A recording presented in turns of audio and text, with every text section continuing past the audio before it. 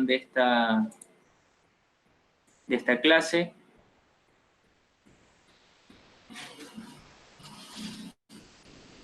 Bien, buenas tardes. Siendo el día de hoy, 14 de mayo del año 2020, dentro de la clase de Procedimiento General 1, vamos a dar inicio a la misma. Por favor, se les solicita a los señores estudiantes que pongan en silencio sus micrófonos. Asimismo, por favor, activen sus cámaras. Por ejemplo, Giancarlos Moreira, veo que no tiene activada la cámara. Antes de nada, le consulto si es que si se me escuchan. Si se me Buenas escucha. tardes, abogado. Sí, se le escucha. Bien, gracias. Bien. Antes de continuar con la clase, quisiera que alguien me indique respecto a qué es lo que vimos la clase pasada. Para con ello iniciar la clase del día de hoy y además con lo que les mandé a leer, espero que hayan revisado. ¿Algún voluntario? Puede escribir en el chat el voluntario y yo le concedo la palabra. ¿Usted quiere hablar? Cuénteme, Galo. Sí, doctor, hicimos un pequeño análisis, ¿no?, del libro que habla sobre el COGEP, sobre las partes procesales, sobre la oralidad, y que tenía mucho que ver en este nuevo sistema, que habían unos principios, ¿no?, básicamente, y eso como base, ¿no? Nos mandó a leer hasta la página 48, me parece ese día. Ya, pero hábleme de los principios. Bueno, hablaba sobre el principio de celeridad, hablaba sobre también dos cosas que se adoptaron, que hablaba sobre, a ver, celeridad y, bueno, la oralidad, y era un nombre, Inmediación.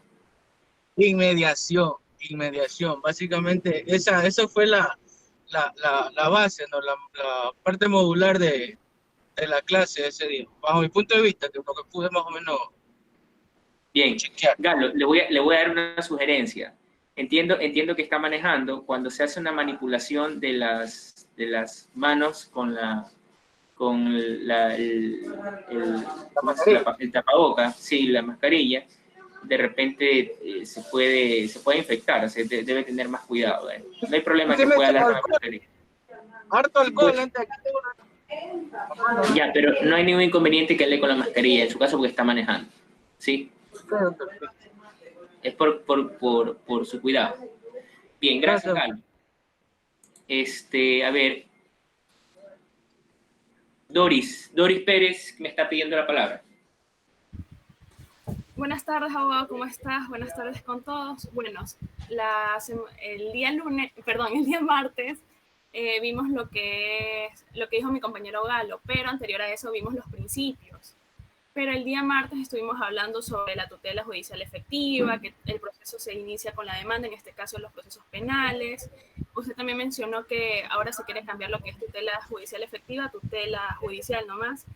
Y también estuvimos hablando sobre la pretensión y que el principio de economía procesal se puede igualar o se asemeja con el principio de celeridad en el proceso.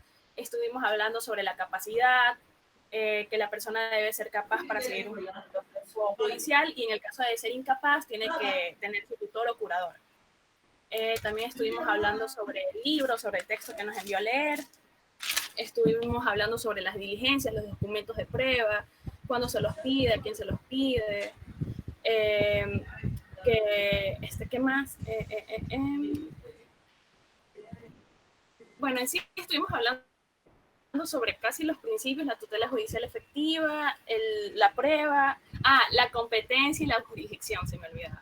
La competencia y la jurisdicción, que aquí me gustaría acotar con lo que dice el libro, que un jurista que se llama Alcalá Zamora menciona que el juez tiene tres aspectos muy importantes dentro del proceso, que es el espectador, director y dictador.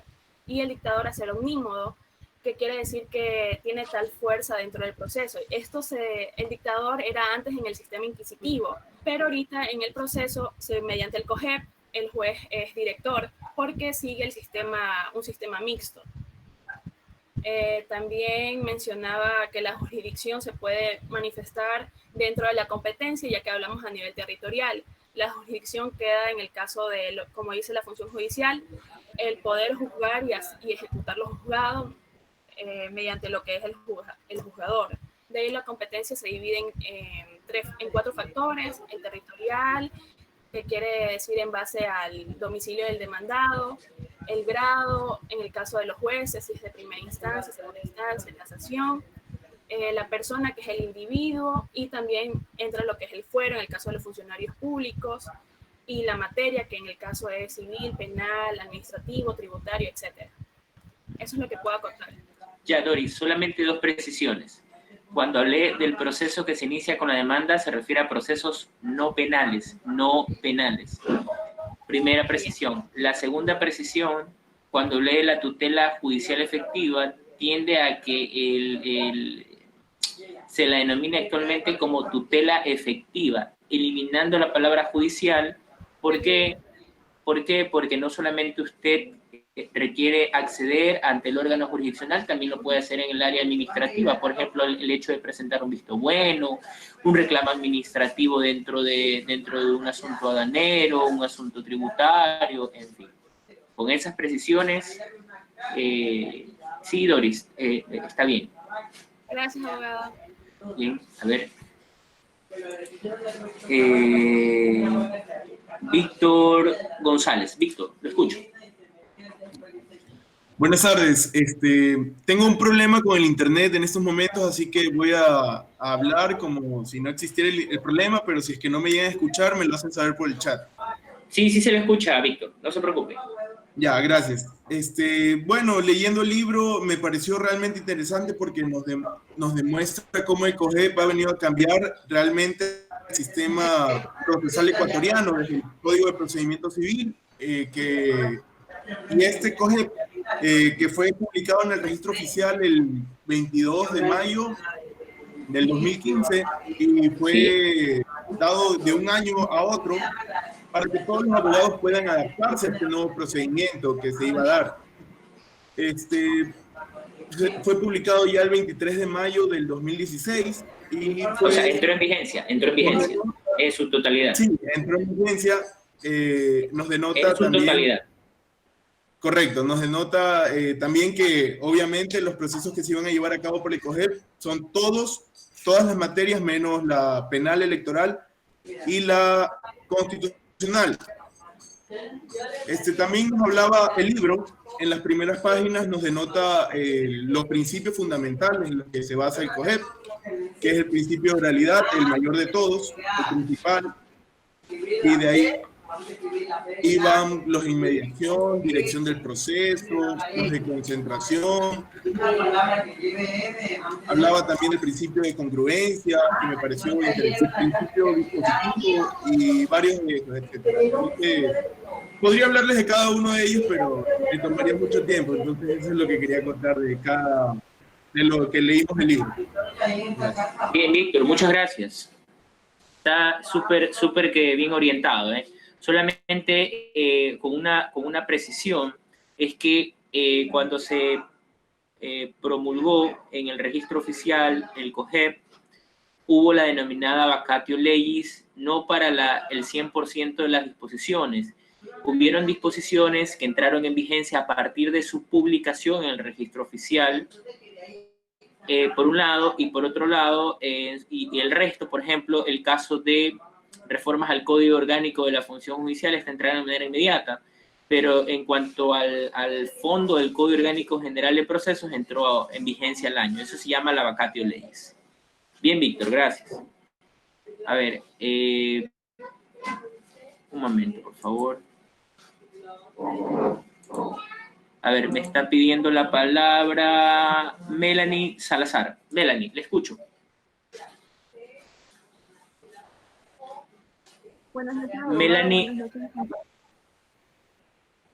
Todavía estamos de tarde, Melanie. Ay, perdón. Buenas tardes. Buenas tardes. Vamos, Melanie. Cuénteme. Bueno, según leyendo el libro que usted nos mandó en la página 3 hasta la 48, si no me equivoco. Antes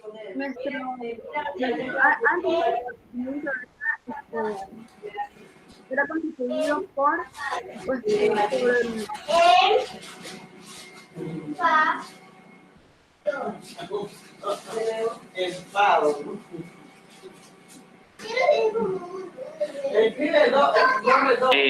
Melanie, no se le escucha. El internet de ella, ¿verdad, Doris? Sí, es el internet. Es el internet de ella, ¿no? Ajá, se frició la cámara. Sí.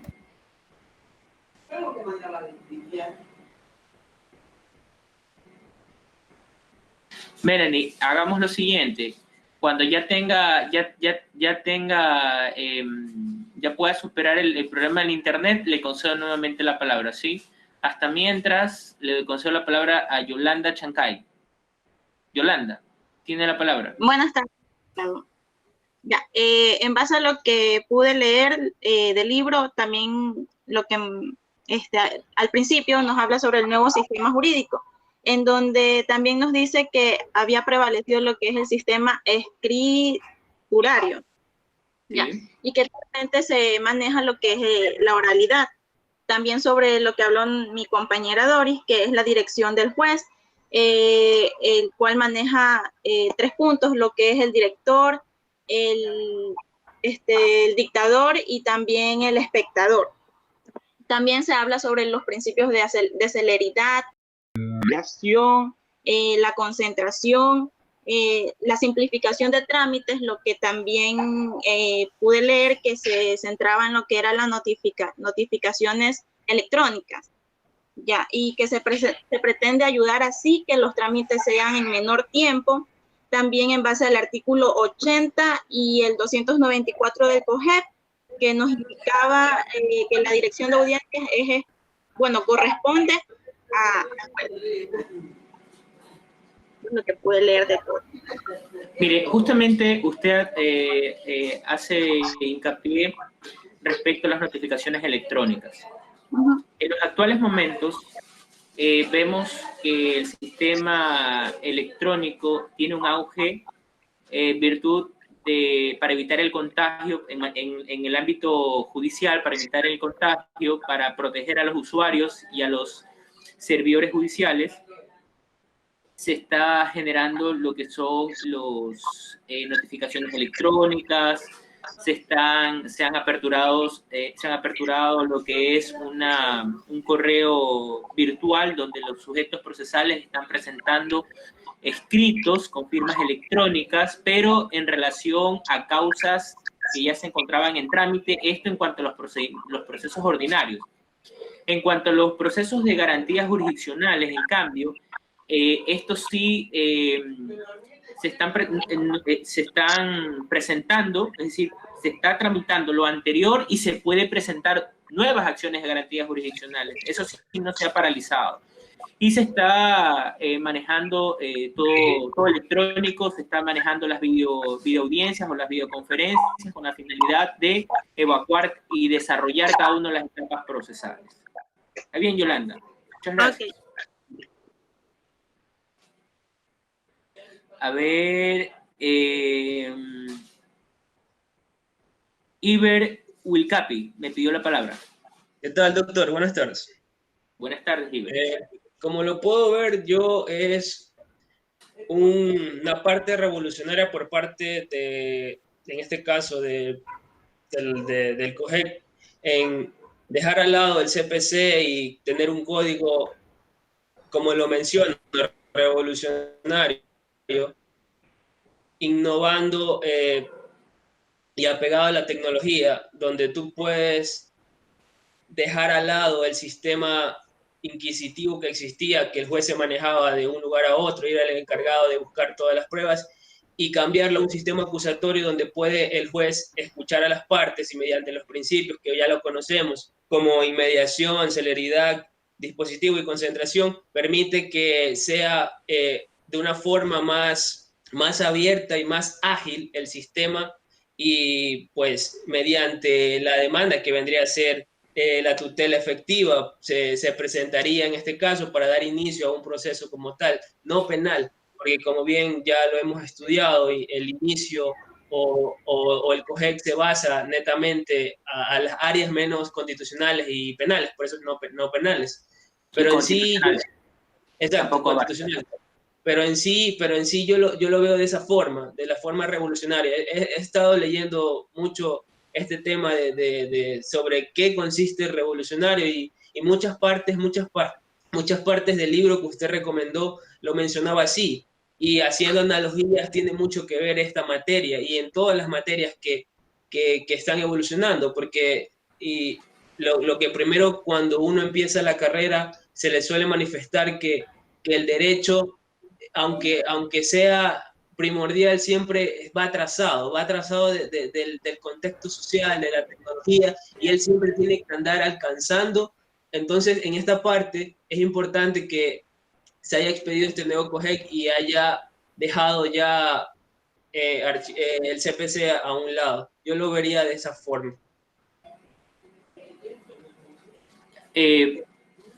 Iber, usted tocó uno de los principios que recoge el Código Orgánico General de Procesos.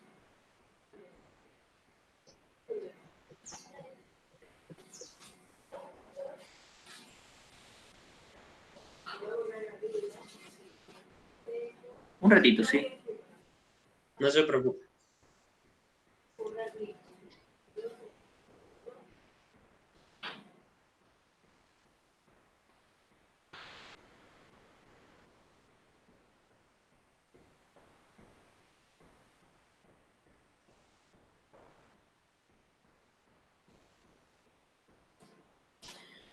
Ya, el principio dispositivo. ¿Qué se refiere el principio dispositivo? Esa es la parte. Yo estaba ahorita, antes de que iniciara su clase, estudiando estos 4 principios. Bueno, no estudiándolos, pero leyéndolos. Y de los 4, el que no entendí fue el dispositivo. Entendí el de inmediación, que es que las partes procesales estén juntas con el juez, celeridad de que sea rápido y de concentración de que se trate de reunir todas las audiencias en una misma. Pero el de dispositivo sí, no quiero dar, o sea, quisiera dar un concepto, pero no sé si a lo mejor esté bien. Igual me corrige si no es así.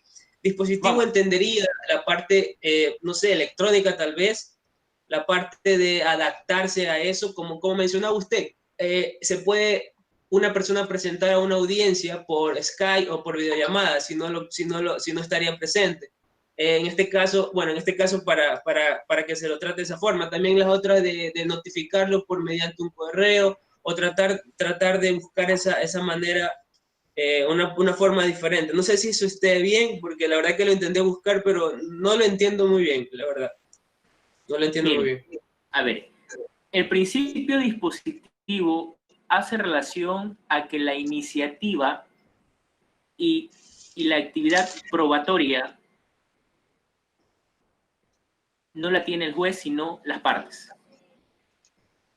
¿Quién inicia un proceso? La parte. ¿Cómo lo inicia? ¿A través de qué? Una demanda. Una demanda. Al iniciar un proceso a través de una demanda, tiene la obligación de ¿qué? De probar lo que está alegando. En principio. En principio. Digo en principio porque el demandado, al momento de contestar la demanda y hacer afirmaciones, se invierte la carga de la prueba. También, en principio, no. La contrademanda es la reconvención. Estoy hablando de la contestación a la demanda. A la contestación a la demanda. Yo lo demando a usted y usted me contesta la demanda. Si en su contestación a la demanda hace afirmaciones, se invierte la carga de la prueba. Es decir, yo ya no tengo que probar lo que ha afirmado, sino usted. Digo, por regla general, pero hay casos que la ley ya expresamente te establece que se invierte la carga de la prueba, como por ejemplo en el asunto de alimentos, como por ejemplo el asunto de la naturaleza. Quien está obligado a probar la no contaminación es el el que aparentemente está contaminando, no quien le está atribuyendo una contaminación. Ahora, le quedó claro el principio dispositivo, es decir, quien inicia el proceso son las partes. Ellos están en sus manos la actividad probatoria y el juez, en virtud de esos elementos probatorios o medios probatorios que han sido anunciados, admitidos, practicados, entonces el juez tiene la obligación de valorar esos medios de prueba. Valoración que debe hacerle en conjunto para emitir una decisión, sea decisión de la cual fuere, favorable o no. Esto en virtud de otro principio que es la tutela judicial efectiva, es decir, se garantiza no solamente el acceso, ya accedí, presenté mi demanda.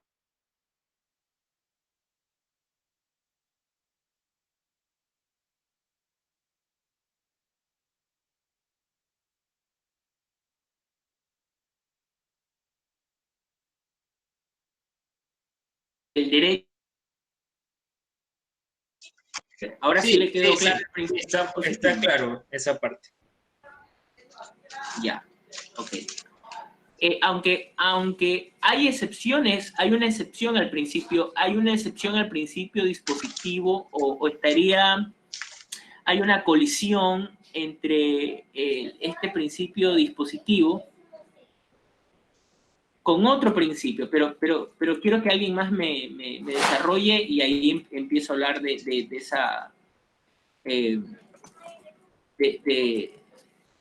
este principio. Es el principio, por ejemplo, de la verdad procesal.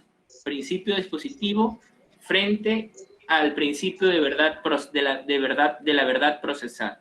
¿En qué momento podría generarse una colisión, un impacto, un choque? Entonces, sí lo prevé el Código Orgánico General de Procesos y lo vamos a hablar. Si alguien lo ha leído, lo ha estudiado, yo le puedo dar la palabra. Antes de continuar, después que me pidió la palabra Iber, le concedo a Melanie, porque Melanie me pidió hace un momento la palabra. Melanie, ¿está bueno su internet?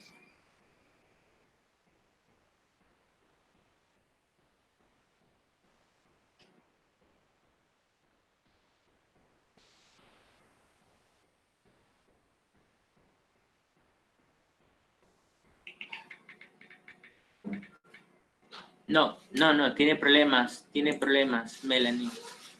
A ver,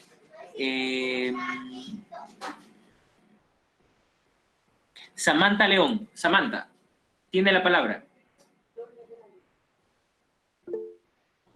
Sí, doctor, bueno, acotando lo que han dicho o mencionado mis compañeros, primero referente a lo que mandó a leer, que la vigencia del COGEP dio para fortalecer el modelo procesal ecuatoriano, ya que el anterior estaba caduco, pero el código está fortalecido por los principios de inmediación y concentración. Algo que usted refería en la clase anterior son los medios de prueba, haciendo también referencia al principio dispositivo, de cómo obtenemos o cuáles son los medios de prueba que usted mencionó 3, que eran los testimoniales, periciales y documentales. ¿Cómo obtenemos los documentales? Y hay quienes consideran también que la inspección judicial también es otro medio de prueba. Pero, en todo caso, el código, o sea, eso en cuanto a la doctrina. Siga, Samantha, siga. Ya, y mencionó que referente a las pruebas documentales de cómo obtenerlas, mencionó de 2 formas, las diligencias preprocesales, que eran con los jueces de contravenciones o que son realmente los jueces penales, y también las diligencias procesales, que son los que se dan en la causa que aboca el juez. O sea, hay varias formas. Si yo no la tengo, ojo, una cosa es que usted ya la tenga.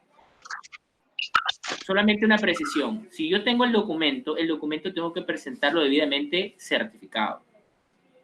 Pero si no tengo ese documento, tengo que requerirlo ¿ante quién? Lo puedo requerir ante un juez vía preprocesal, juez de contravenciones, juez de garantías penales, que lo conoce, o sea, los jueces de contravenciones actualmente lo están conociendo los jueces de garantías penales. Diligencia preprocesal. Y en cambio, la diligencia preparatoria se la presenta ante el juez de que va a conocer la causa principal. Siga, Samantha. Solamente esa precisión. Ya, de ahí creo que nada más. El resto lo han mencionado mis compañeros sobre la competencia y la jurisdicción, y lo que faltaba por ahí que me di cuenta son los medios de prueba. Bien, gracias, Samantha.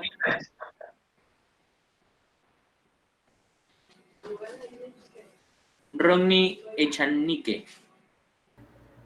Buenas tardes, abogado. ¿Sí se me escucha bien? Sí, Rodney. Sí, buenas tardes. Sí, yo quería hablar referente al libro que usted había mandado a leer, acerca de que el libro en su primera parte nos habla de cómo se introdujo el sistema oral en el Ecuador, ya que como nosotros sabemos, en el libro nos indicaba que nosotros en el Ecuador teníamos un sistema totalmente escrito. Y esto a la misma vez hacía que los procesos sean mucho más lentos, ya que al momento de presentar una demanda, el juez simplemente recibía el escrito, lo leía y daba su veredicto.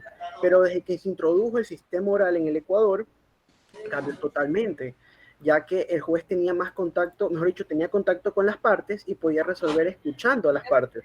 Por eso que el libro nos habla de una persona que es Alcalá Zamora, que lo nombró mi compañera Doris, que decía que el juez es tres cosas diferentes en un proceso, que decía que era el espectador, porque al momento de estar en la audiencia, él especta a las partes y las escucha, y que también era un director, porque él dirigía en sí qué parte hablaba y qué parte cómo se contradecía, y que era un dictador porque al momento de finalizar la audiencia era quien dictaba en qué iba a quedar el juicio. Eso es lo que hablaba ahí en lo que es el sistema oral que se introdujo en el Ecuador. Después yo estaba leyendo que empezó a hablar de todos los principios que usted había nombrado en la segunda clase. Hablaba, por ejemplo, del principio de inmediación, de concentración, de oralidad, que es lo que está leyendo el libro, que el principio de oralidad es uno de los más importantes. El principio de preclusión, etcétera, entre otros principios que también los estaba nombrando. Y bueno, y esa es mi intervención por el momento, referente a lo que yo pude entender y leer del libro. Bien, gracias, Rodney.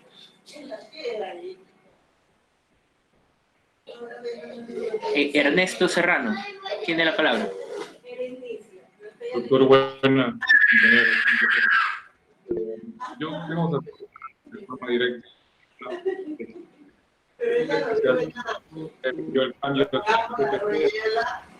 Ernesto, se le escucha entrecortado. Ahí se escucha mejor. Sí, ahí. A ver. Es que no sé si sea el internet. Esperemos que no falle. Bueno, mi aportación corresponde a que, dada la transformación de un cambio como tal, que se sujete al sistema oral, pero para los casos del sistema no penal, como estamos viendo en el COGEP, que a partir de la elaboración del mismo y la derogación del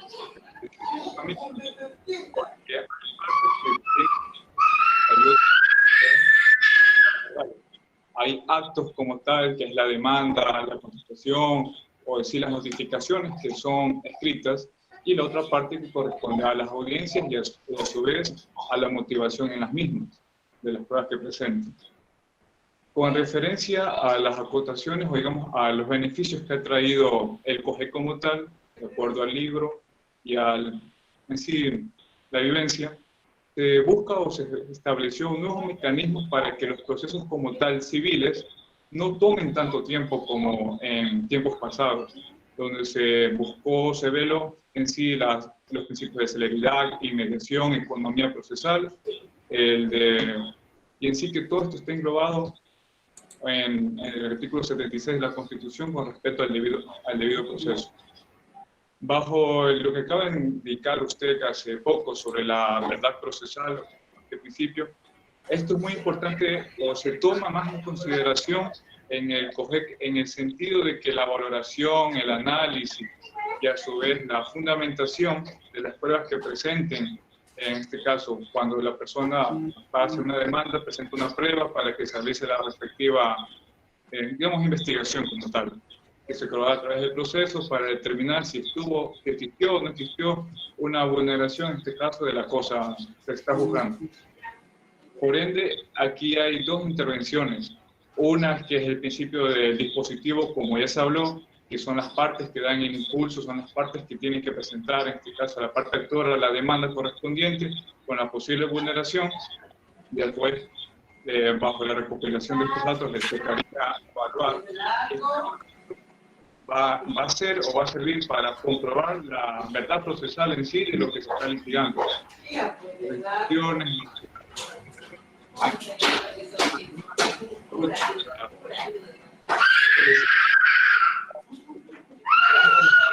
Espérese, Jesús, un ratito. Es que el internet le está fallando nuevamente. A ver, ahí. Siga. Ahí. Es que sabe cuál es el problema, que a veces tenemos varios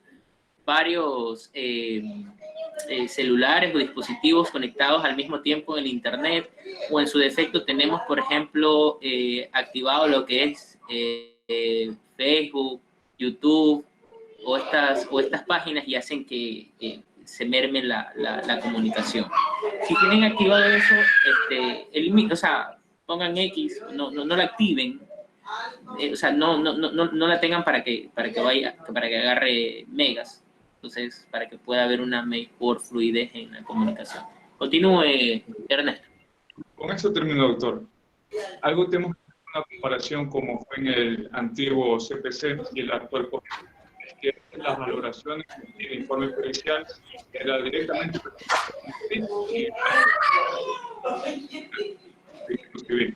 y evaluaba. En la actualidad, a través de artículos COGEP, en la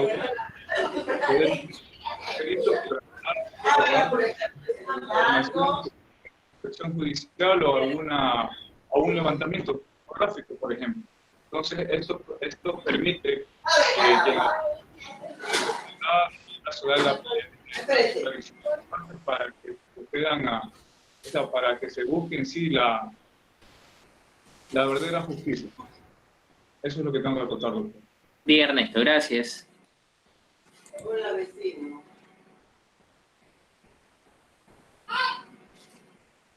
Joselina, tiene la palabra. Muy buenas noches, abogado. ¿Sí me escuchan? Sí, sí.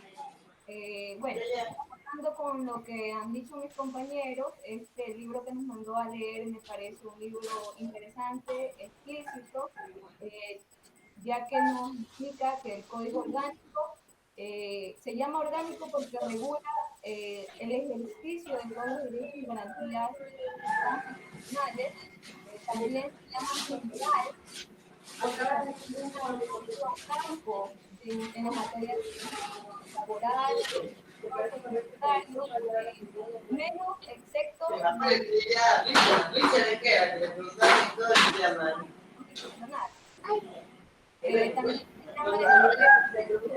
regula de actos, la aplicación del derecho, acotando también con los principios que acota y regula el código, que es el principio de concentración, contradicción, mediación, celeridad, oralidad. El principio de contradicción implica la necesidad de una dualidad de las partes que sostienen las posiciones jurídicas entre sí. El principio de oralidad, que es para mí es el fundamental, pues es importante, que se debe un tema oral. También el principio de injuriación, que es un tema de injuriar la virtud, en el cual el juez que practica este proceso da pruebas y dicta sentencia. Muchas gracias, abogado, porque este libro a mí me sacó muchas dudas que en el código no encontraba, pero en este libro lo leí y está muy escrito. Bien, justamente ese libro va a ser como herramienta base para ir analizando el Código Orgánico General de Procesos con mayor claridad. Independientemente de lo que puedan leer, nosotros vamos a reforzar en clase. Bien, Jocelina, perdón. Gracias. A ver, tiene la palabra un ratito Francini Dayana. Buenas tardes, mister. ¿Cómo está? Buenas tardes. Mister, de inicio, parte de un principio importante con el cual se han hecho las modificaciones para crear el nuevo Código Orgánico General de Procesos, que es el principio de oralidad. Entonces, parte con el principio de inmigración, incluso porque ya se sé que es la relación estrecha que existe entre el juez y las partes. Es muy importante porque garantiza la esencia y la permanencia de otro mérito importante de este código es uno de los principios del sistema oral, que es la segunda instancia. Ya también el juez, que son tres: el juez dictador, que se maneja por el principio dispositivo, la parte del inicio del proceso, el juez dictador, que es el que se maneja por el dispositivo, que es aquel que dirige propiamente el proceso, y el director, que hacer un poco de hace que las partes del proceso conjuntamente que él lo vaya dirigiendo. Acaba también la etapa del dispositivo, que hacía la dirección del proceso, era la impulsión oficiosa de las partes, decía que entre estas dos singularidades de coger, porque se impactan, o sea,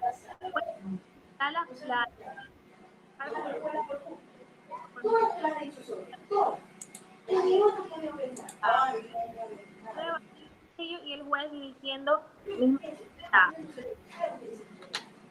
También nos ha hablado de Francini, el internet parece que, no sé si es su internet o es mi internet, que se le escucha como que entrecortado. O es, ¿cómo?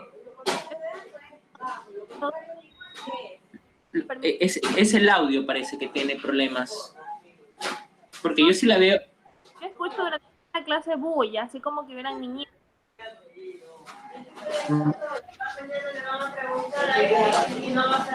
Es con todos los audios jugados se entrecorta el audio. Pero mi audio se entrecorta. Ahorita se está entrecortando.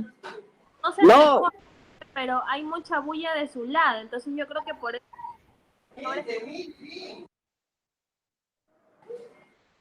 Ya. No, lo que pasa es que cuando usted habla se entrecorta. Bueno, continúe. Ya. Bueno, les estaba hablando acerca del principio de celeridad. Había algo importante en esto que todavía no lo han mencionado en el COGEP, y justamente antes de iniciar un proceso hay una etapa que es la etapa de conciliación, que es parte de la celeridad, del principio de celeridad, porque hace que de una u otra forma, si las partes llegan a un acuerdo antes de iniciar todo el proceso y todo el trámite, puede hacer que las mismas vayan, como que ya se dirija ese proceso a un área de mediación. Ya, entonces... Ya, a ver, ahí le hago una precisión, Francini. ¿Ya? Una cosa es que yo pueda conciliar antes del proceso y otra cosa es que yo pueda conciliar dentro del proceso. Entonces, si yo concilio, ¿cómo se inicia el proceso? Con la demanda, ¿verdad? Entonces, si yo concilio antes del proceso, eso se llama una conciliación extraprocesal, un acuerdo extraprocesal. Si yo concilio dentro del proceso, ¿verdad? Eso se llama, evidentemente, una conciliación procesal, por llamarlo de una manera. Conciliación que va a estar sujeta a la aprobación del juez. Esta conciliación dentro del proceso, es una forma anticipada de terminar el proceso. De tal manera que la conciliación incluso se la puede generar extra, se la puede generar en la fase de ejecución. Miren, antes la demanda, durante el proceso e incluso durante su ejecución. Es decir, la conciliación como método alternativo de resolución de conflictos se encuentra presente en nuestra vida cotidiana. Y la diferencia, Francini, entre la conciliación y la mediación, en que el mediador no genera fórmulas de arreglo, son las partes quienes se ponen de acuerdo. La conciliación por su parte, el juez, el tercero, puede generar fórmulas de conciliación y finalmente quien resuelve aprobar o no, estamos hablando dentro del código, si es que ya se inicia demanda, es el juez. Estamos hablando dentro del proceso. También se puede generar un acta transaccional. Un acta transaccional es que entre usted y yo, las partes nos ponemos de acuerdo sin necesidad que el juez me la apruebe o no. Pero eso es otra cosa. Estamos hablando de las fórmulas de determinar anticipadamente el proceso, y entre ellas la conciliación, que es lo que usted ha manifestado. Siga, Francini. O sea, lo plantea que de una u otra manera lo que se busca al momento de iniciar el proceso ya en audiencia, inicias con la etapa de conciliación, ¿no? Para ver si de una u otra forma las partes llegan a un acuerdo y que se evite que se congestione el sistema judicial de una u otra forma, porque ya como que impulsas a las partes a que, bueno,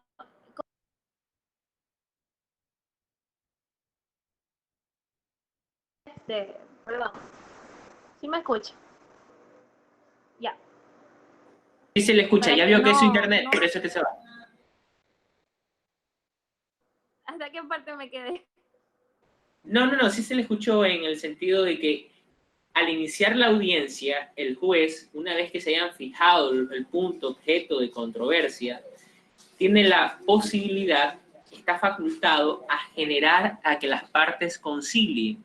Y lo que se diga en esa fase de conciliación no constituye ni un prejuzgamiento por parte del juzgador, no constituye un adelanto de criterio por parte del juzgador, no puede ser sujeto activo del delito de prevaricato, ni tampoco viene a ser vinculante para los sujetos procesales. Es decir, tampoco ellos estarían como que adelantando en cuanto a sus posiciones en el evento de no existir una conciliación.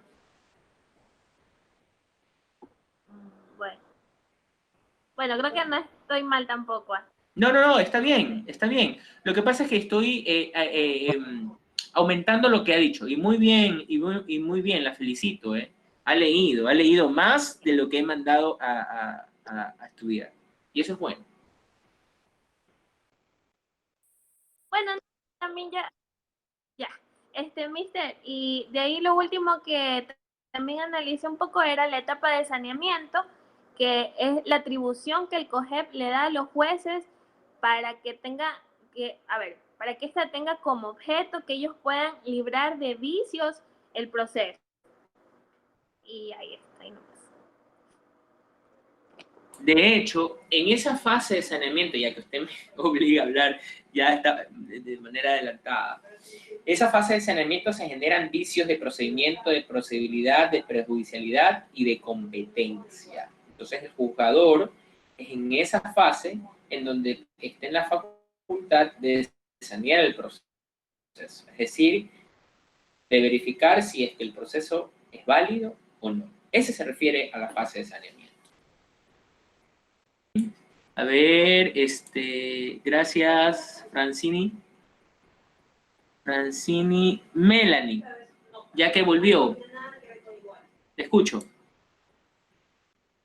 Profe, le pedí la palabra hace rato. ¿Me escucha? Es que su internet, claro, pues internet, se fue y vino. Entonces ya, pues, ese es el problema. Cuénteme. Bueno, ya, o sea, ¿qué le puedo decir si han dicho la mayoría de todo? Ya, entonces, ¿saben qué? Quiero que me analicen de qué manera, dos cosas. Vamos a hacer no receso, pero vamos a hacer una pausa de 15 minutos, para que me analicen dos cosas. La primera, ¿cuántos tipos de verdades existen? Y es que si ya le digo los tipos de verdades, quiero que investiguen. En materia de procedimiento, quiero que me identifiquen cuántos tipos de verdades existen. Y también quiero que me identifiquen si el principio dispositivo... Ya, mi amor, ya voy. Si el principio dispositivo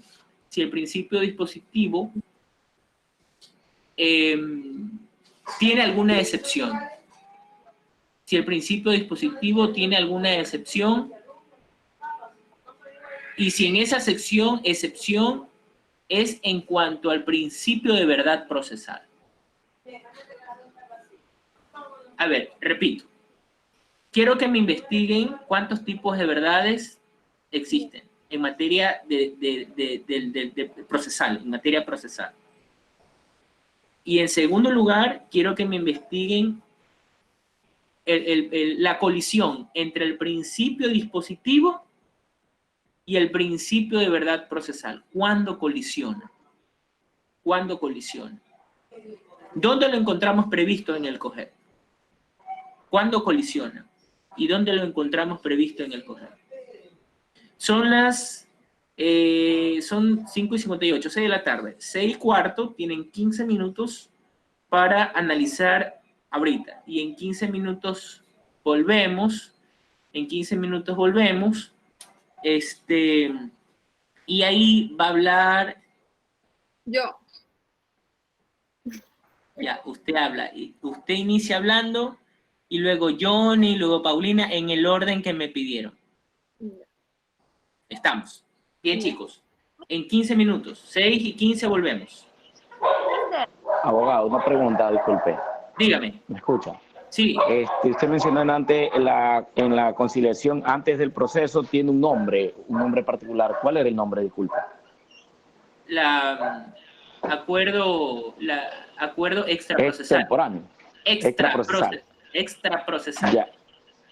Extraprocesal. Porque es antes del proceso.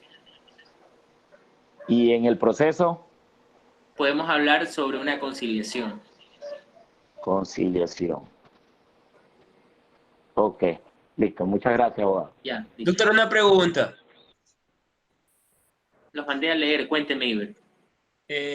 Cuando uno presenta una demanda, pero, o sea, las pruebas no las desarrollo bien, o son pruebas que no se adaptan a mi pretensión, la parte que está siendo demandada puede presentar una contrademanda por un derecho vulnerado, ya sea el de la honra, porque no justificas en sí de que me estás acusando de algo.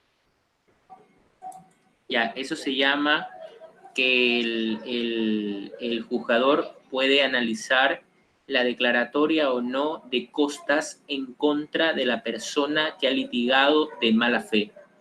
Revise el costas que se sanciona a la parte que ha litigado de mala fe. Dentro del proceso.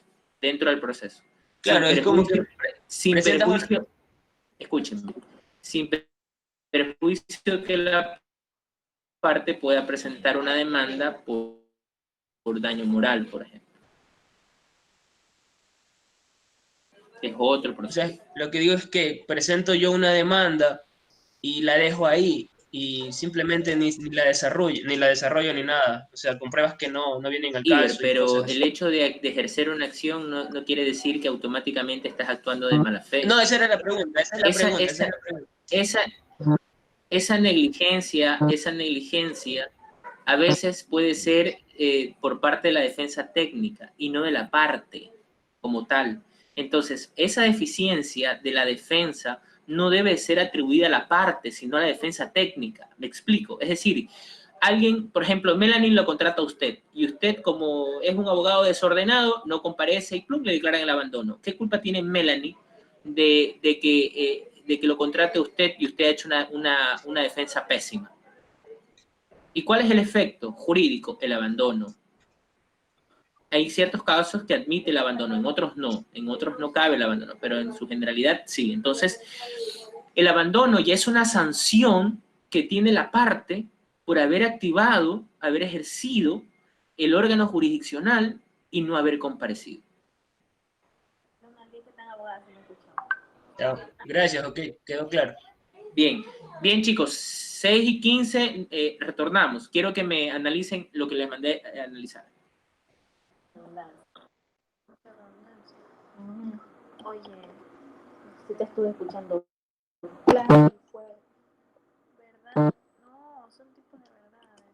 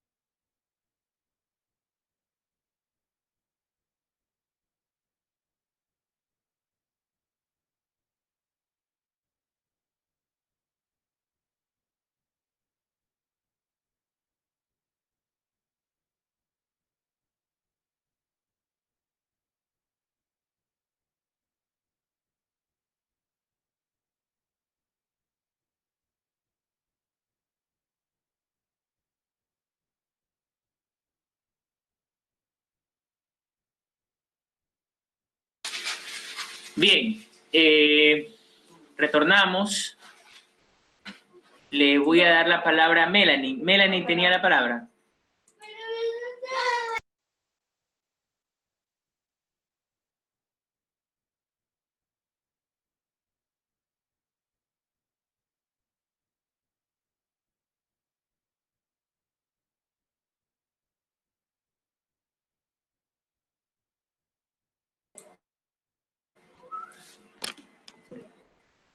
Melanie. Internet.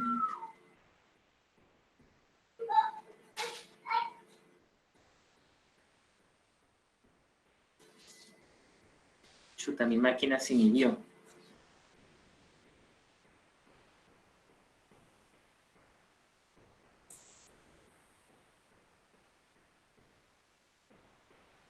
Melanie.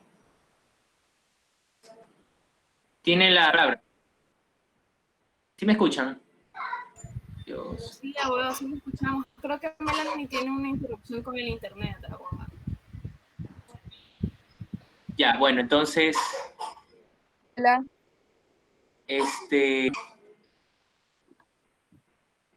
un ratito. Melanie, ¿ya puedo arreglar su internet? Sí, profe. La verdad es que no encuentro cuántas verdades hay. Encuentro lo que significa la verdad procesal. Bueno. Sí, me dice que la verdad procesal es la que busca y encuentra el juez en un procedimiento en que se tratan dos discursos contradictorios, ya, la del reclamante y la del demandado. Que el primero afirma que el derecho lo autoriza a recibir del segundo de lo que se quiera hacer o no hacer, y que el segundo se resiste sosteniendo un argumento contrario, que niega los hechos, el derecho o el procedimiento del reclamo. Y también decía que, o sea,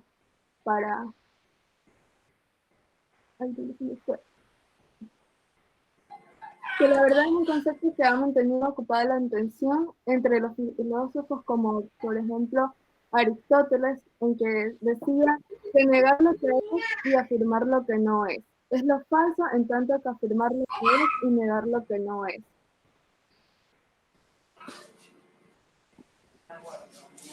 Ya. Y también que o sea, no encuentro en sí cuántas verdades, solo así teoría. Ya, ok, está bien, Melanie. Ya. Ya. A ver,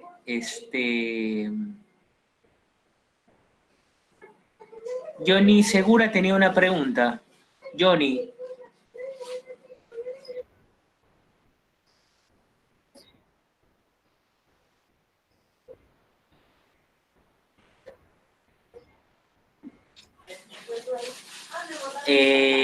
Todos se interrelacionan, pero el principio de buena fe y lealtad procesal es la que tienen que cumplir los sujetos procesales en la obtención o en la pretensión o en la contradicción. Es decir, es la actitud que deben de tener los sujetos procesales dentro de un proceso. Debe hacerlo de manera no maliciosa, no con deslealtad, etc. Eso significa.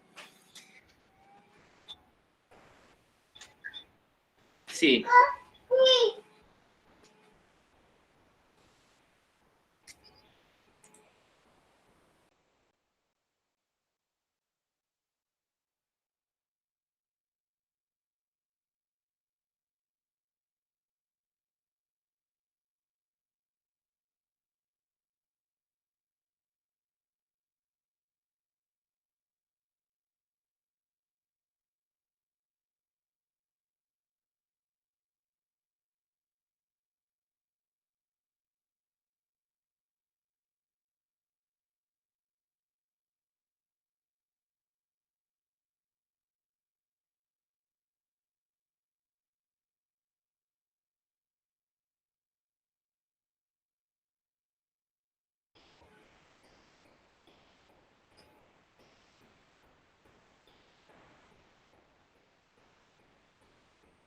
Ya, a ver, Johnny. acaba de leer, pero no acaba de... A ver, dígamelo un ejemplo, a ver si entendió lo que acaba de leer.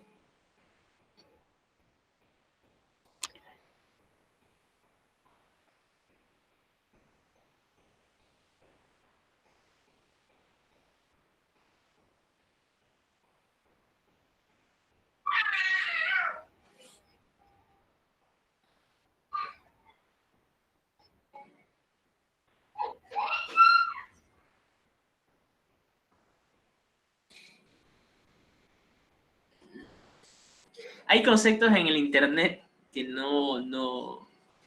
Bueno, ya vamos a explicar. Ya vamos a explicar, Johnny. Ya, vamos a ver.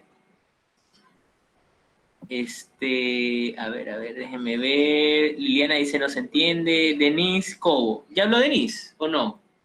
No, doctor. Yo quería A ver, hablar, vamos. ya me toca, pues. No sé si estará bien lo que encontré, pero Vamos, Denise. encontré sobre la verdad formal y la verdad material. Y indica que la verdad material es aquella que está fuera del proceso. Es todos los procesos que... Es todo, a ver, todas las pruebas...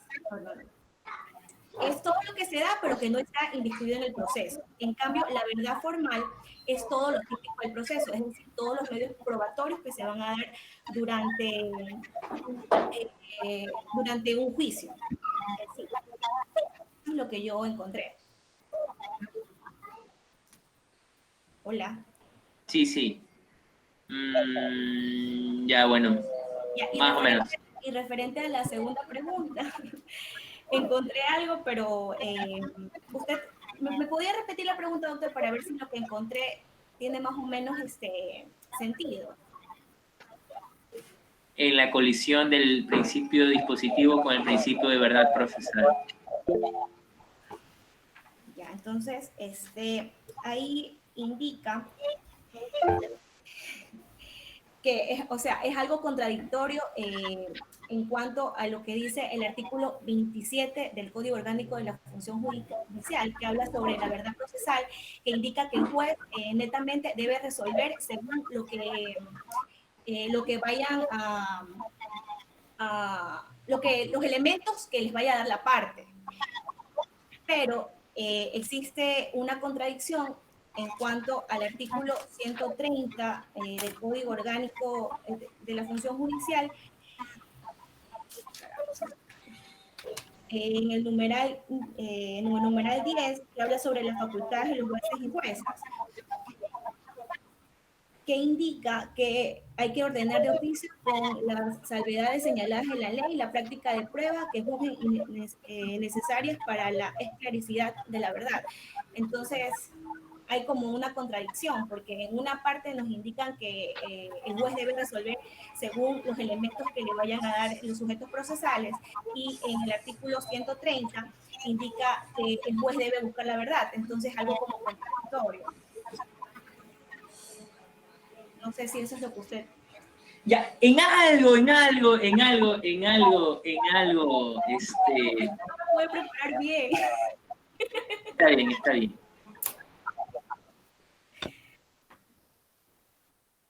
Es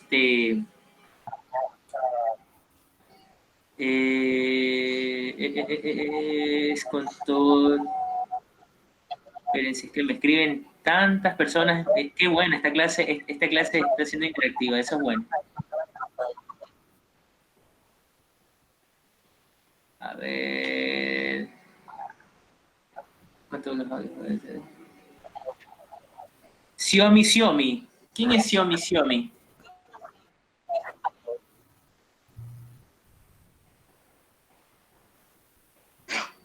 Liliana Gómez. Yo. A ver, Liliana, tiene la palabra. Ya, profesor, muy buenas noches, compañeros. Bueno, en cuanto a lo que estuve investigando acerca de las verdades, bueno, encontré algunas. Entre esas encontré lo que es la verdad real y la verdad procesal, pero también encontré lo que es la verdad judicial y la verdad versus la verdad material. Lo que trataba de decir la verdad judicial eran aquellos procesos o cuáles eran todos los medios de pruebas para los procedimientos probatorios. A diferencia de la verdad material, se trataba acerca de todas las experiencias, acerca de todos los fenómenos que existían dentro del proceso. Esto de aquí nos llevaba a dar a entender lo que dice el artículo número 20, el artículo 27 que mencionó Denise, acerca sobre el principio de la verdad procesal, en donde las jueces y los jueces únicamente resolverán atendiendo a los elementos aportados por las partes. Entonces, aquí yo entiendo, o sea, que a pesar de que existen dos verdades, prevalece la verdad judicial, porque el juez va únicamente a resolver de acuerdo a cuáles sean todos los elementos probatorios por las partes.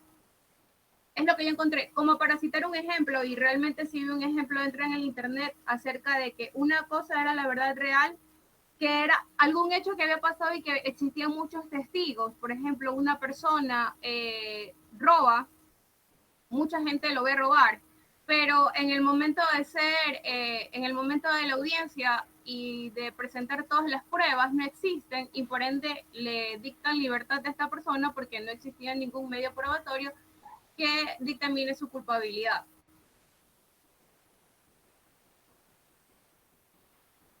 Ya. Está bien, ha avanzado, pero hay ciertas precisiones que ya las voy a dar. A ver, Víctor González. Gracias, mister. Quería empezar diciendo que lo que yo pude investigar en el internet, no sé si es lo correcto, pero igual quería manifestarlo porque quisiera ver sus precisiones para salir de esa duda igual.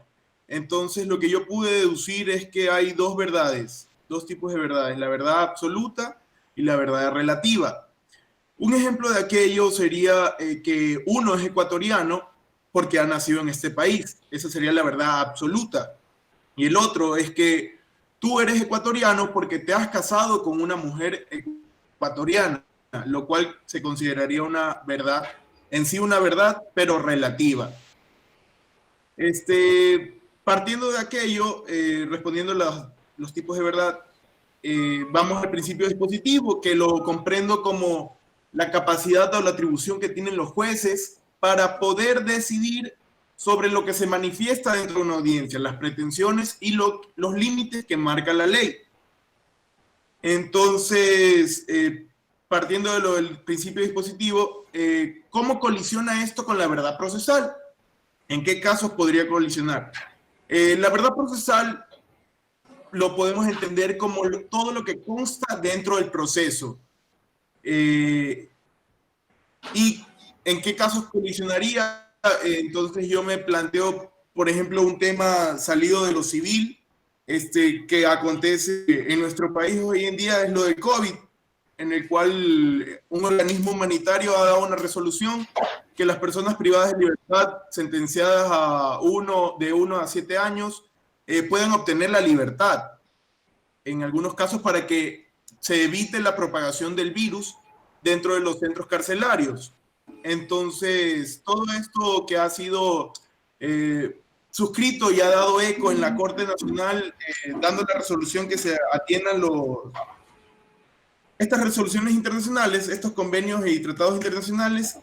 En el caso que yo quiero plantear del principio dispositivo con la colisión de la verdad procesal, es que siendo una persona contagiada de COVID, pero siendo sentenciada a muchos más años de lo que establece estas resoluciones, que no recuerdo los números exactos o el nombre, daría un choque con el principio dispositivo porque se enmarcaría en algo que el juez está prohibido de dar si es que supera los años en los que se ha establecido esta resolución. Entonces es así como más o menos lo entiendo que chocaría el principio dispositivo con la verdad procesal, siendo aún que el detenido o el privado de la libertad es contagiado del COVID, pero tiene una condena superior a la de 7 años. Entonces, no sé si estoy equivocado y me pueda dar luces en aquel tema. Víctor, antes de continuar y darle las palabras a los demás compañeros que me están pidiendo, le voy a hacer una precisión.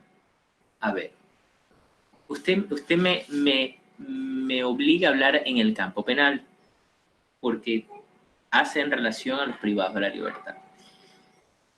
El Código Orgánico Integral Penal establece que cuando se dicta la prisión preventiva, cabe sustituirla en aquellos delitos sancionados con pena privativa de libertad de hasta 5 años. 5 años. Pero cuando supera esos 5 años no se puede sustituir. Pero hay 3 casos especiales que sí se puede sustituir cuando superen o no importa el quantum de la pena, es decir, superan los 5 años en adelante, sin importar el quantum de la pena. 1, mujer embarazada. 2, mayores adultos. Y 3, enfermedades catastróficas que no se puedan valer por sí mismas. El COVID es considerado una enfermedad catastrófica. Entonces, en virtud de las recomendaciones establecidas por los organismos internacionales, el juzgador sí puede, aplicando esos casos especiales, sin importar el quantum de la pena, sustituir la prisión preventiva. ¿Estamos, Víctor? ¿Te quedó claro? Sí, gracias. Justamente había leído un caso del Carchi en donde un juez tiene problemas por haber concedido la libertad a un privado de la libertad. Estaba leyendo. Pero eso hay que tener en claro. Bien, Víctor. En cuanto al tema que mandé a investigar, más o menos. No. Bien, me pidió la palabra Iber, que casi que me escribe todos los tipos de verdad. A ver, vamos, Iber. Y hasta insiste con la palabra intervención, chuta, Iber. Vamos a ver, Iber. Ay, ahorita, tras que tantas veces me insistió, vamos, ahorita sí, me le voy a cargar a usted hoy día. Vamos, Iber. Lo escucho. No, de las que... Ahí es que... Active su cámara. Allá. Active su cámara. O sea, esas verdades las encontré en varios artículos de ahí, del COGEC, de la Constitución, en fin. Active su cámara. ¿Ya está activada? ¿Ya la activé? No se la ve. Sí, la tengo activada aquí, o sea... Yo no la veo. ¿Sí lo ven ustedes? No, ¿verdad? No está. No.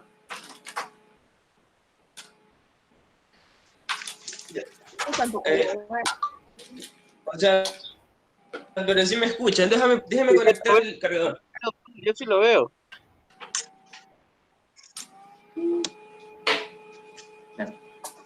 Ya, ahí sí, ahí está. Ahí está. Sí. Ahí sí, okay. Vamos, Iber. Lo escucho. A ver, ya, en las partes de las verdades yo encontré 5. La verdad, como dijo el compañero, entre la verdad absoluta y la relativa. Aquí quiero empezar porque aquí hay una discordia entre ambas o una historia de cómo se tiene que explicar, como lo dijo ya Víctor. En sí, lo que pasa es que el proceso judicial no es una empresa científica que te resuelve o establece una verdad completa. Entonces, a medida de eso, el juez lo que tiene es que realizar verdades absolutas que permitan ofrecer algo razonable fundada en esa decisión.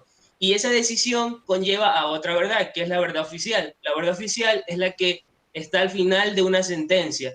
Por ahí ya van 3 tipos de verdades.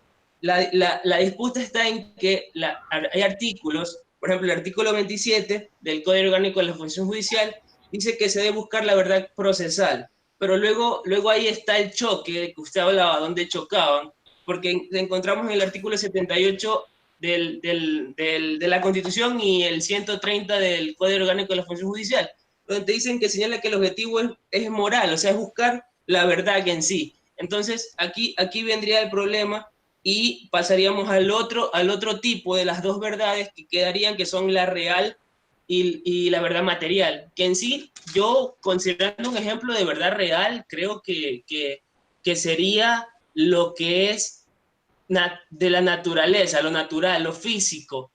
Vendría a ser como lo que acontece en algo, y lo material, o sea, sería ya lo que el juez admite admiten, o sea, el proceso. Aquí yo sí no entiendo la parte en que yo he visto muchas veces de que hay pruebas que te incriminan, pero esas pruebas no las puedes presentar al proceso porque si tú la consigues, la conseguirías de mala fe o algo así. En muchas películas o en muchos documentales se ve este tipo de cosas. No sé si tenga que ver, pero o sea, eso es lo bueno que uno puede decir para que lo corrijan si es que está uno equivocado y aprender, ¿no? Está bien, Iber. Más o menos, más o menos, más o menos.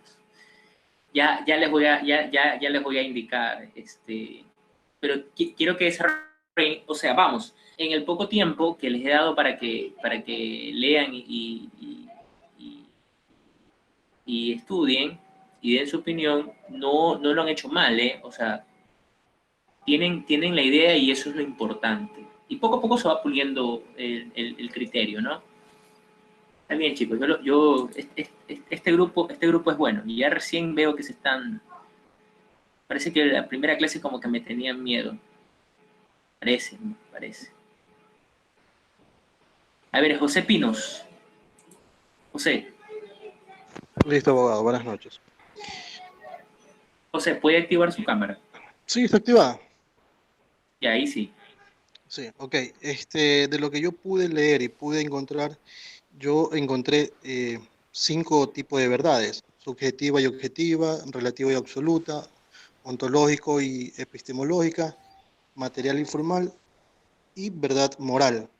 Básicamente, o más bien, yo me enfoqué en lo que es lo material y formal, en lo que es material formal, lo que mucho me llama la atención, partiendo del principio dispositivo que indica que las partes son quienes deben motivar o deben comenzar lo que es un tipo de proceso por medio de la demanda, y es regulado y dirigido por un juez. Entonces allí es donde se manifiesta o se establece lo que es material y formal. Ese es mi punto de vista y lo que pude analizar a este abogado. Ya. José Pinos. Xiaomi. ¿Quién es Xiaomi? ¿Quién aparece como Xiaomi? Me dice, doctor, disculpe, no puedo hablar. Bueno, no sé quién, si me identifica sus dos nombres, sus apellidos, Xiaomi. Samantha. Ella es la señorita que yo le dije que estaba mal de salud, entonces no puede activar ni la cámara. Ah, ya, ok, está bien. Ya, pero que me pongan los dos nombres y los apellidos, aquí en el sistema. Samantha León. Samantha.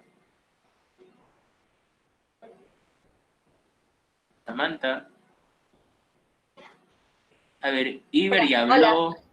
Samantha. Sí, ¿cómo está, abogado? Le decía que yo puedo encontrar 4 verdades.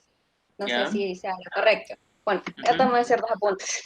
A ver, sobre la verdad de exclusión de verdad absoluta, lo que puedo entender es que es la correspondencia total de la determinación de los hechos, que es la parte objetiva, o sea, la realidad. La hipótesis teórica de la verdad, que es otra que encontré, que es el conjunto de suposiciones que no están debidamente comprobadas. Y la verdad judicial, que son los hechos que se encuentran dentro del proceso. Y la verdad material, que es la parte empírica, o sea, el mundo de los fenómenos de los real, que se refiere a lo no cierto. Y referente al principio dispositivo, que, bueno, lo busqué en la parte del COGEP y se encuentra en el artículo 5, que es como parte del principio de impulso procesal. Y también esto colisiona con la verdad procesal que leí en el Código Orgánico de la Función Judicial, que refiere que la verdad procesal, cuando es notoria, no se exigirá. Y entonces, ¿por qué existe el principio dispositivo cuando las partes tienen que aportar las pruebas? Entonces, en ese momento creo que colisionan estos dos principios. Bueno, eso fue lo que entendí. No sé si esté correcto. Más o menos. Tienen la idea, pero no le atina. Así, al 100%. A ver, Francini. Francini. Ya, me dice, espera, no sé, yo lo deduje de esta forma. Yo creo que al momento de nosotros hablar una colisión es cuando existe, cuando dos derechos se oponen y no pueden operar simultáneamente. Entonces, yo supongo que al momento de hablar de principio dispositivo es cuando obviamente lo dirigen las partes y de su oposición los jueces resuelven de su oposición, las pruebas y todo lo que va dentro del proceso. Y la verdad procesal es en base, es lo que los jueces deliberan en base a lo que las partes le otorgan.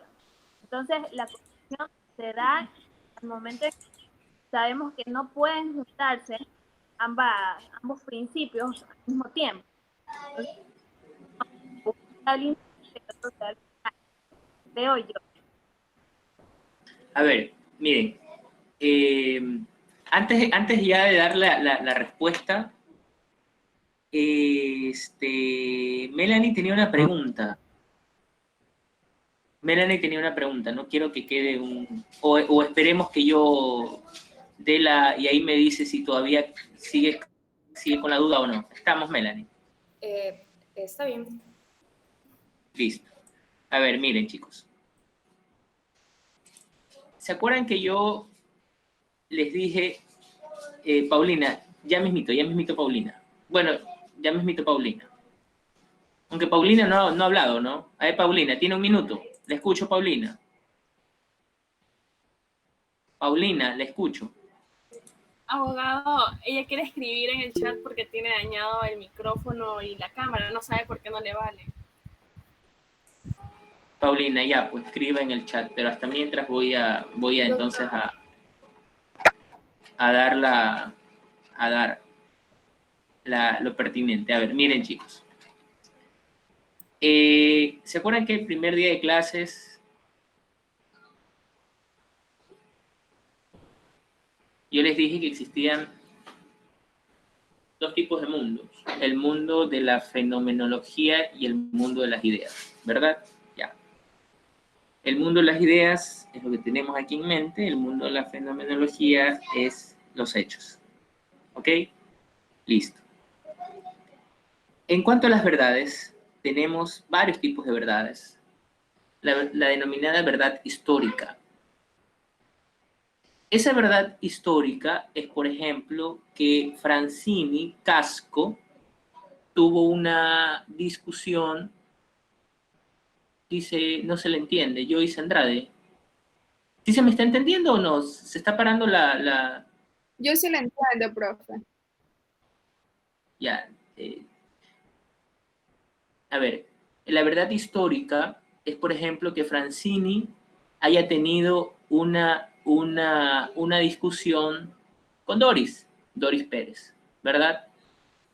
Esa es la verdad histórica, que sucedió en un día, lugar, fecha, circunstancias, quienes presenciaron, quienes estuvieron de manera directa, quienes se enteraron en virtud de que alguien les comentó, etc. De ahí que encontramos otro tipo de verdad, la verdad formal. Esa verdad formal es la que tiene Francini y esa verdad formal es la que tiene Doris. Porque mientras Francini dice que quien inició la pelea fue Doris, Doris por su parte dice que quien inició la pelea fue Francini. ¿Estamos? Es decir, cada uno de los sujetos procesales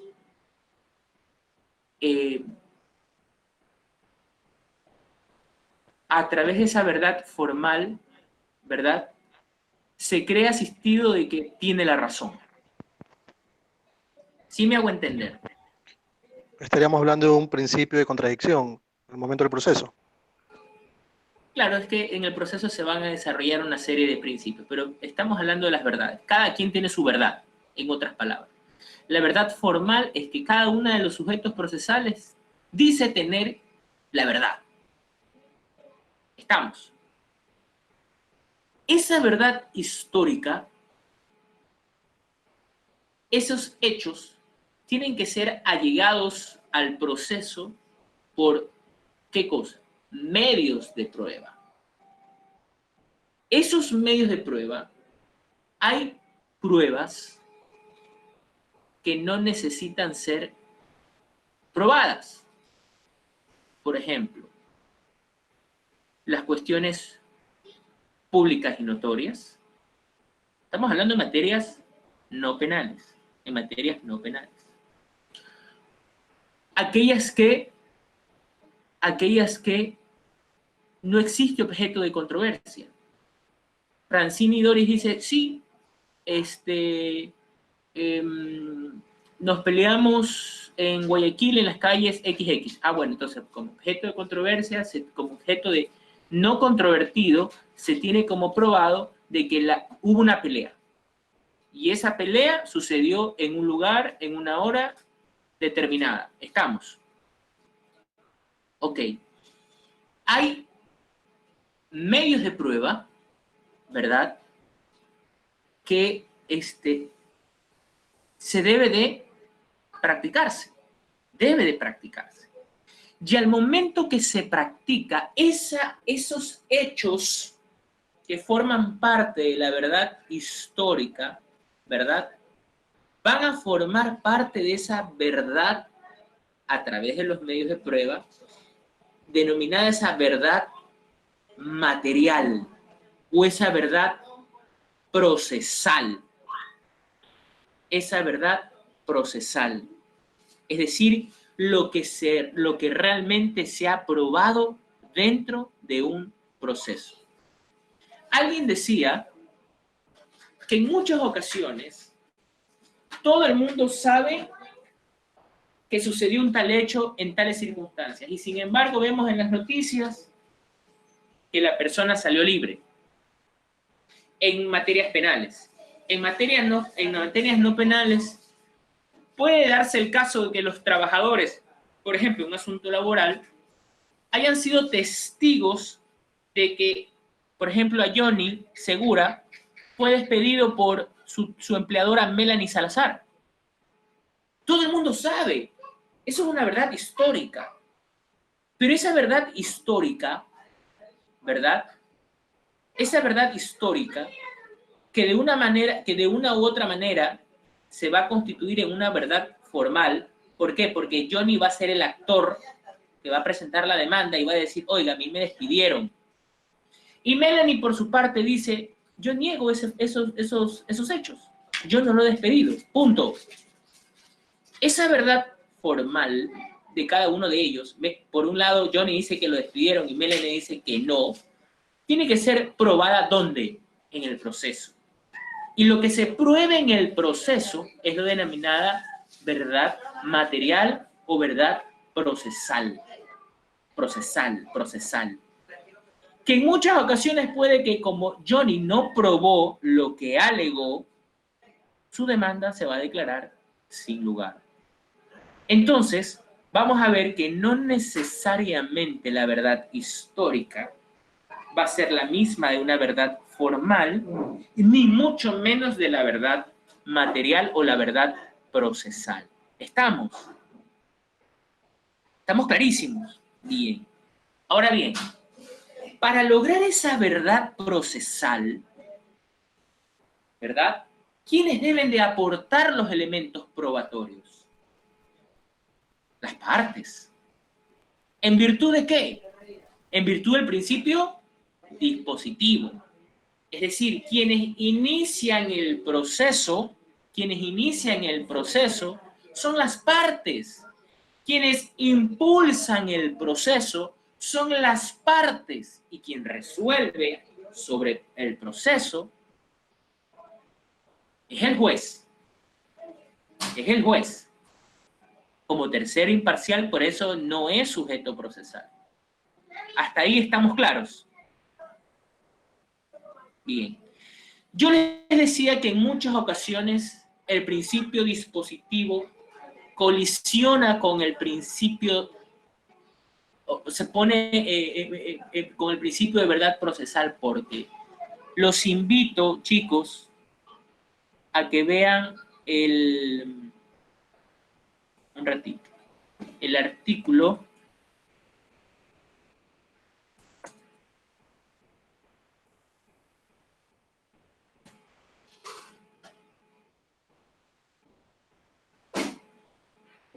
Espera un ratito que mi máquina está lenta.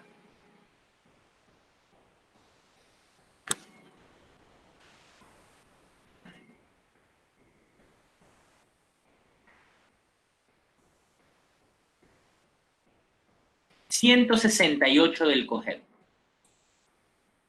El artículo 168 del COGEP, le voy a dar lectura yo porque quiero que quede claro el pensamiento. Dice, el juzgador podrá, no es obligatorio, es facultativo, excepcionalmente, es decir, no siempre y por razones fundadas, básicamente excepcionalmente, ordenar de oficio y dejando expresa constancia de las razones de su decisión, la práctica de la prueba que juzgue necesaria para el esclarecimiento de los hechos controvertidos. Por este motivo, la audiencia podrá suspenderse por el término de hasta 15 días. Entonces, oiga, profesor, ¿y el principio dispositivo? El principio dispositivo, en donde le dice a la parte, tú inicia, tú impulsa, pero también el juzgador, en virtud del principio de verdad procesal, de manera excepcional, puede, de oficio, es decir, por criterio propio, pero no es un criterio propio desproporcionado, un criterio propio arbitrario, sino razonado, por eso habla de manera excepcional, puede ordenar una práctica de prueba de oficio. ¿Para qué? Para mejor resolver. Entonces ahí vemos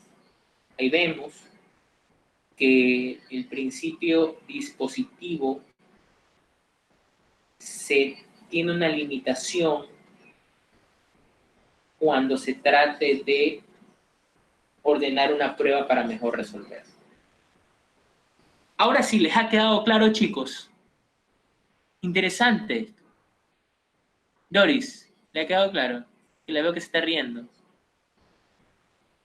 Es que, al igual que mis compañeros, yo me puse a leer, entonces ahora que usted está hablando, la respuesta que yo quería dar en antes y que no la expuse, estaba bien. Inclusive hablé con algunos compañeros y me dijeron que sí, estaba bien y que todo. Pero no la expuse, pero bueno, ya sé que mi respuesta estaba bien internamente. Bueno, está bien, Doris, está bien. Entonces, miren, por eso es que, ¿cuál es el mensaje de todo esto? El mensaje de todo esto es que en muchas ocasiones podemos tener el derecho, pero ese derecho, estamos reclamando un derecho, hay que saberlo, hay que saber probar, porque si no pruebas que tienes ese derecho, equivale a no tenerlo. Imagínense Johnny, que todo el mundo a Johnny vio que lo despidieron, pero como tuvo una defensa técnica deficiente, la cual fue aprovechada por Melanie, su empleadora, evidentemente va a tener una sentencia sin lugar. Entonces, ustedes van a ser futuros abogados en el libre ejercicio, van a ser funcionarios públicos. Entonces, cuando en algún momento de la vida, en el ejercicio, me van a entender. Y se van a dar cuenta que hay muchos abogados que hablan mucho y no dicen nada. Que hablan mucho y dicen, pero si yo tenía la razón, pero no lo probó. Dentro de un proceso no lo probó. Todo el mundo sabe verdad histórica, pero al momento de no probarla, se constituye una verdad procesal inexistente de esa verdad histórica. ¿Sí me explico? Bien. Antes de culminar la clase,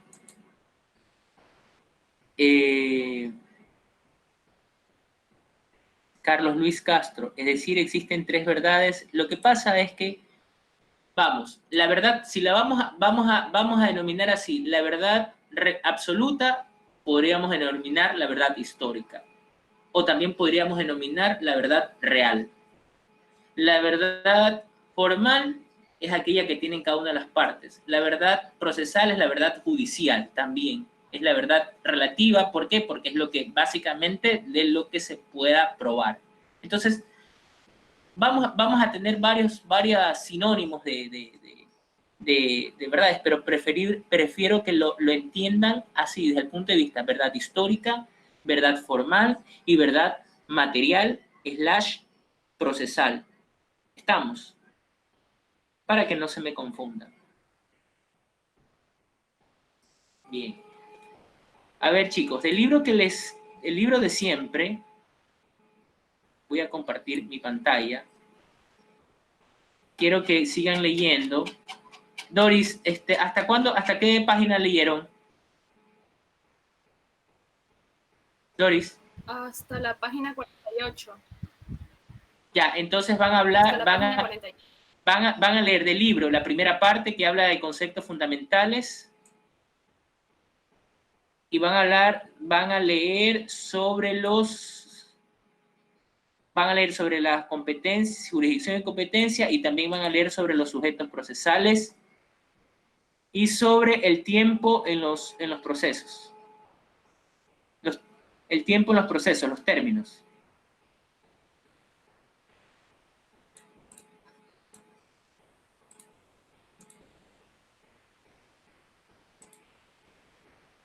Del libro que ustedes ya saben. Ay, caramba.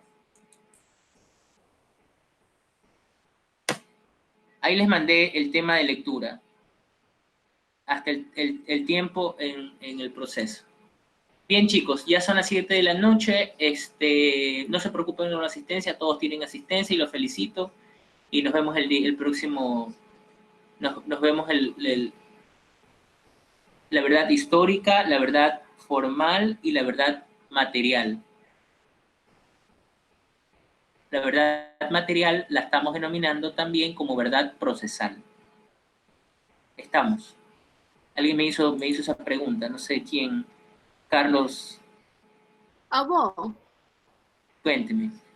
Entonces, en el libro sería hasta la tercera parte. Sí, está clarísimo. Ya. Hasta el capítulo segundo, hasta el capítulo segundo que habla del tiempo en el proceso, los términos. Ya le vi. Gracias. Sí. Bien, chicos, nos vemos el próximo martes, ¿verdad? Martes. Espero que hayan leído y ahí vamos a ir avanzando, vamos a ir hablando sobre la competencia, la proyección, competencia, los sujetos procesales y los términos. Cuídense, ¿eh?